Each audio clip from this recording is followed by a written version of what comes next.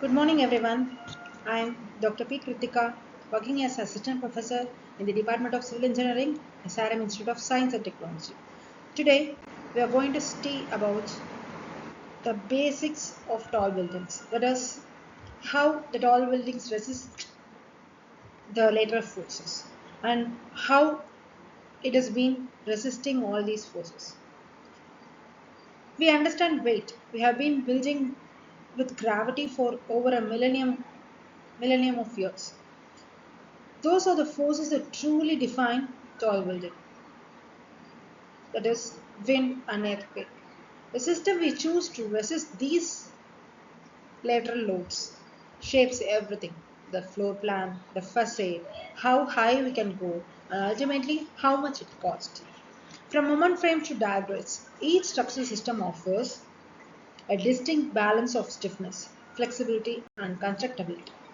Understanding these trade offs is what separates a building that merely stands from a building that truly performs. So let's start. The lateral loads challenge. So let's start with the core problem. As buildings rise, wind forces rise. Seismic forces also, it doesn't rise, it become the dominant design driver. The choice of lateral system isn't a secondary decision made after architecture. It shapes everything. Let me break this down into three critical aspects. First, wind loads. Wind is a dynamic pressure and it increases dramatically with height. At street level, you might feel a breeze. At 400 meters, you are in a complete different wind region. This drives two things: how much the building saves drastically, horizontally, and occupant comfort criteria. Because people don't want to feel like they are on a ship in a storm. Secondly, seismic loads.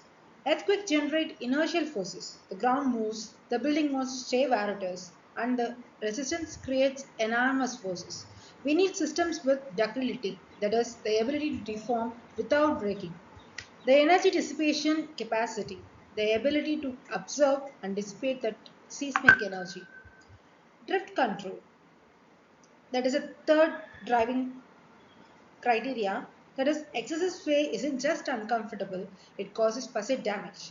Cracking of cladding, failure of sealants, it can damage interior partitions, elevator alignment, and even mechanical systems. So, controlling drift is both a serviceability issue and also a durability issue.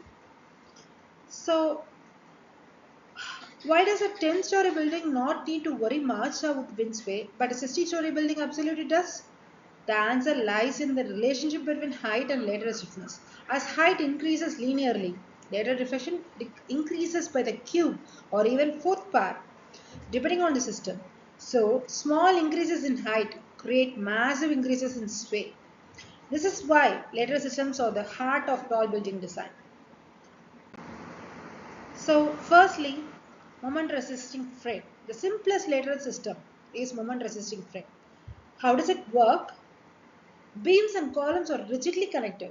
When lateral loads push the building, the frame resists this push through bending. The beams bend, the columns bend, and the rigid joints transfer moments between them. It's elegant in its simplicity.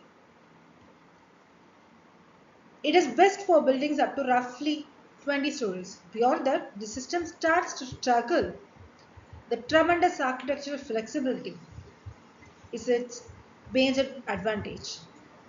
Open floor plans, large windows, minimal obstruction. This is the system architectures love. You can place walls wherever you want. You can reconfigure interiors easily. The structure doesn't dictate the architecture. But what is the limitation? Lower lateral stiffness. As height increases, sway becomes excessive. Drift controls the design.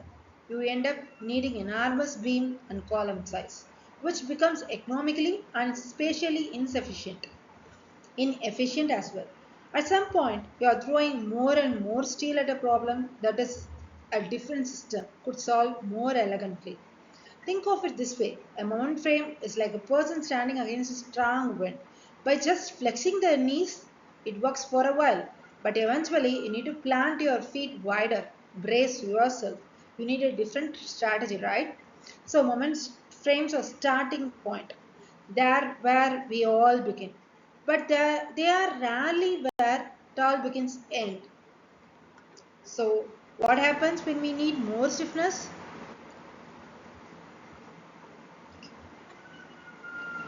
So what happens when we need more stiffness? Without jumping to concrete walls, we add bracing. How does it work?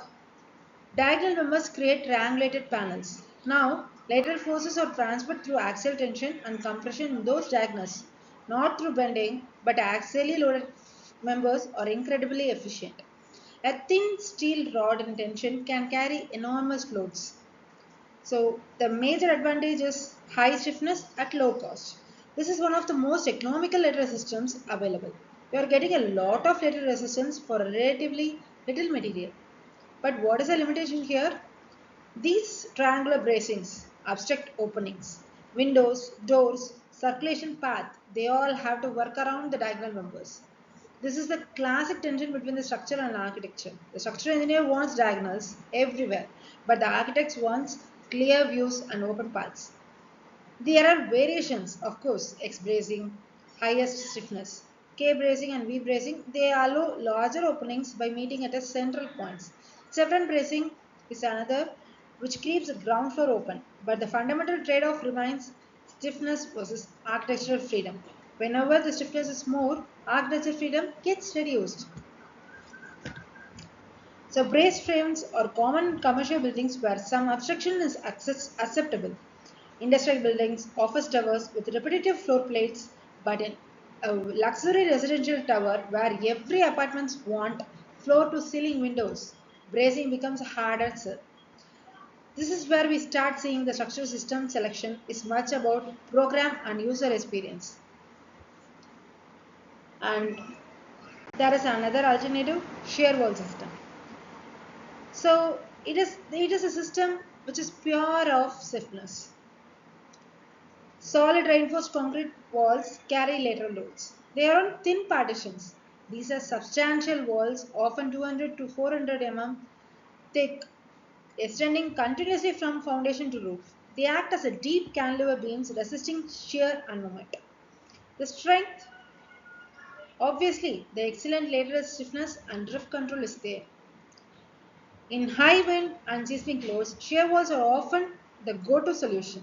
They limit sway dramatically. They provide a sense of solidity that other systems can't match. They severely restrict floor plan flexibility.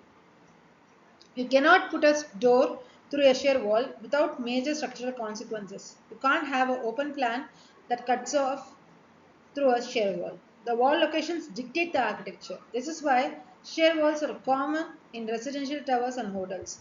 Buildings where wall locations naturally align with unit partitions. Every apartment has walls anyway. If those walls are structural, it is a win-win. The architecture and structure align.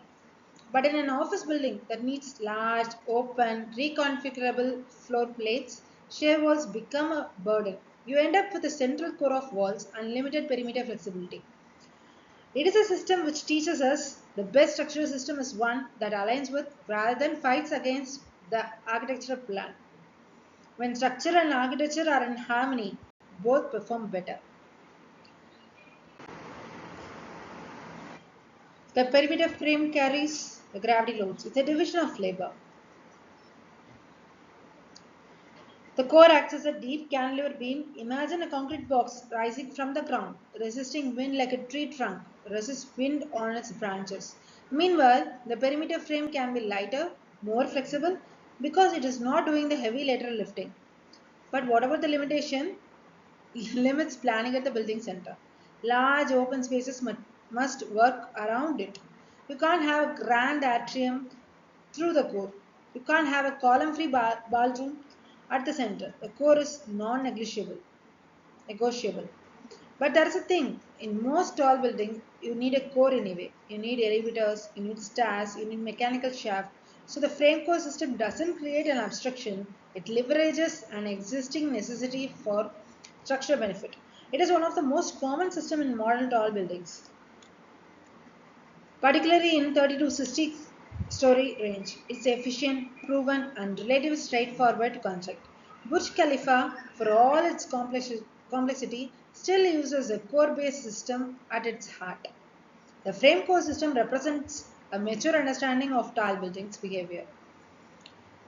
Let each element do what it does best. Next comes the tube system. Now we enter the realm of very tall buildings, 50 stories and above, and the system that made them possible, the tube system. The entire perimeter becomes a rigid tube, like a hollow box column. The closed space columns and deep spandrel beams create a continuous structural shell. Lateral rolls are resisted by the tube, acting as a cantilever, and the interior completely open. No columns, no bases, no walls. This was revolutionary. Before the tube system, very tall buildings needed heavy interior structures that fragmented the floor plate. The tube system said, move the structure to the perimeter, make it work as a shell, and free the interior. And who is this pioneer? Fasser Khan. At the Skidmore, Owens and Merrill in 1960s. He is arguably the most important structural engineer in the history of tall buildings. His tube concepts, framed tubes, tube in tube, bundled tubes, extended the practical heights of buildings by hundreds of meters. And few examples, the John Hancock Center in Chicago, the Willis Tower, formerly Sears Tower, which uses a bundled tube system, 9 tubes of varying heights creating that distinctive stepped profile. But what is the limitation of it? Complex to construct. The connections are demanding. The tolerances are tight. But for height, it's transformative. The tube system teaches us rethinking the fundamental structural concept. Not just scaling up existing systems, is how we break through height barriers. And here comes the next outrigger and belt truss. As we push into super tall territory, 300 meters and above, even tube systems need help. There comes our hero, outriggers and belt trusses. How does it work? Outriggers are rigid arms, typically steel truss or concrete poles that connect the central core to perimeter columns at specific levels, usually mechanical floors. And belt trusses tie the perimeter columns together at those same levels. And the result, the entire building perimeter engages in resisting lateral loads, not just the core. Think of it as this way: without outriggers, the core is like a person trying to resist a push only with their spine. With outrigger, it is just like a person planting their arms against a rigid ring. The whole body engages. It is best for super tall buildings where drift control is critical. When you are building 400, 500, or 600 meters tall buildings, every millimeter of sway matters. Outriggers are one of the most effective tools for controlling the drift. This is where things get complex. Outrigger flows require precise integration of structural, architecture, and mechanical system. Those mechanical flows aren't just housing equipment anymore. They are structural battlegrounds. Every discipline needs to align. You can't just add an outrigger without thinking about where the elevators go, where the ducts run, where the facade breaks. It requires integrated design teams working from day one, not sequential handoffs. Outrigger represents a point where tall buildings design becomes truly interdisciplinary. Structure alone isn't enough anymore. And next, diagram and hybrid systems. Finally, let's look at the cutting edge. Instead of vertical columns and horizontal beams, the exterior is a diagonal grid. The diagonals carry both gravity as well as lateral loads. This eliminates the need for many vertical columns. The result is visually striking. The buildings like 30 St. Mary Axe in London, known as Jerkin, use diagram principles. Structurally efficient, architecturally expressive, but complex fabrication and erection rise cost significantly. Every joint is unique. Every diagonal is precisely angled. The tolerance or unforgiving. Diagrams are beautiful, but they demand craftsmanship at scale. This is where we combine multiple approaches coal, frame, outriggers, tube into a single optimized system. For super tall buildings, hybrids are increasingly the norm. The Shanghai Tower, for instance, uses a core, a double skin facade that acts as structurally and outriggers is not one system, it's a synthesis. And what is a challenge? Design complexity, of course. You need integrated teams, advanced analysis software, and often full scale testing. Margin for error shrinks. The coordination demands a span, but for performance, it's quite optimizing. Hybrids allow us to push heights and no single system could achieve alone. Digrids and hybrids teaches us a final lesson. The future of tall buildings lies not in choosing one system, but in intelligently combining many. So, this is a very big question. How do we choose? And let's have a quick reference. Moment frame, it's up to 20 stories. And next brace frame, it's up to 40 stories. While shear wall, it's up to 50 stories. And frame core from 30 to 60. And tube system goes above 50 stories. Wherever outrigger and belt as well as dagger and hybrid, these two systems are mainly for super tall structures that is more than 300 or 600 meters. So frontier of tall building design lies here. But remember, no single system is best. The right choice balances three things: structural performance, architectural intent, and structurability. The system that is structurally perfect but architecturally unworkable is a failure. A system that is architecturally beautiful but impossible to build is a fantasy. The art of tall building design is finding the sweet spot where all three of this align. Height drives a structural need, program drives spatial need, budget drives constructability need. But the best engineers are those who can navigate all three simultaneously.